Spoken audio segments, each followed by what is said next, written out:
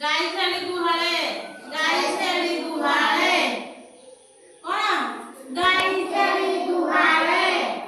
ବାଘ ହାତୀ ବଣରେ ଅଙ୍ଗନବାଡି ଛୁଟି ହେଲେ କୁଆଡେ ଯିବା ପଶୁ ପକ୍ଷୀ ମାନେ ବି ସେଇଭଳିଆ ତାଙ୍କର ବାସସ୍ଥାନ ଅଛି ହେଲା ଆମେ ଆଜି ଗୀତ ମାଧ୍ୟମରେ ପଶୁ ପକ୍ଷୀ ମାନଙ୍କର ବାସସ୍ଥାନ ଗୁଡ଼ିକୁ ଜାଣିବା ହେଲା ଗାଈ ଛେଳି ଗଲେ ଗୁହାଳେ ଗାଈ ଛେଳି ଗଲେ ଗୁହାଳେ ବାଘ ହାତୀ ବଣରେ ବାଘ ହାତୀ ଗଲେ ବଣରେ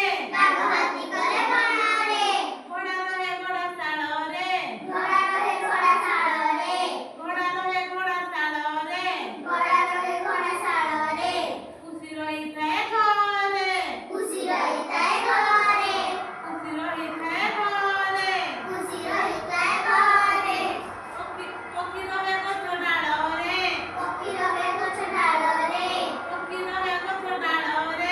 ପକ୍ଷୀ ରହେ ଗଛ ଡାଳରେ ମାଛ ରହେ ଜଳରେ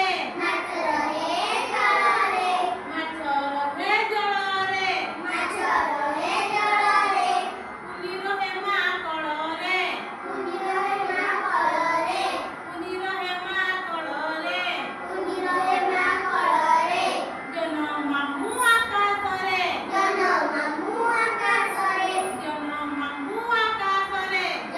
ମାମୁଁ ଆକାଶରେ ଘରେ ରହିଥାଏ କୁକୁର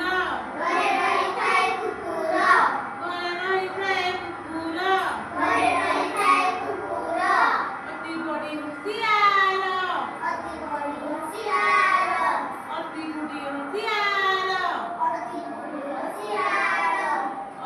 ଅଜଣା ଲୋକକୁ ଭୁକାଏ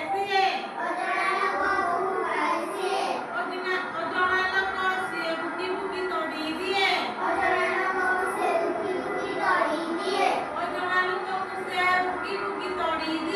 ଅଜଣା ଲୋକକୁ ସେ ଭୁକି ଭୁକି ତଡ଼ି ଦିଏ ଆମେ ଆଜି ଗୀତ ମାଧ୍ୟମରେ କିଏ କୋଉଠି ପଶୁ ପକ୍ଷୀ ମାନେ ରୁହନ୍ତି ଜାଣିଲେ ବାଘ କୋଉଠି ରୁହେ ଘୋଡ଼ା କୁକୁର କୋଉଠି ରୁହେ ବିଲେଇ ମାଛ କୋଉଠି ରୁହେ ଆଉ କୁନି କୋଉଠି ରୁହେ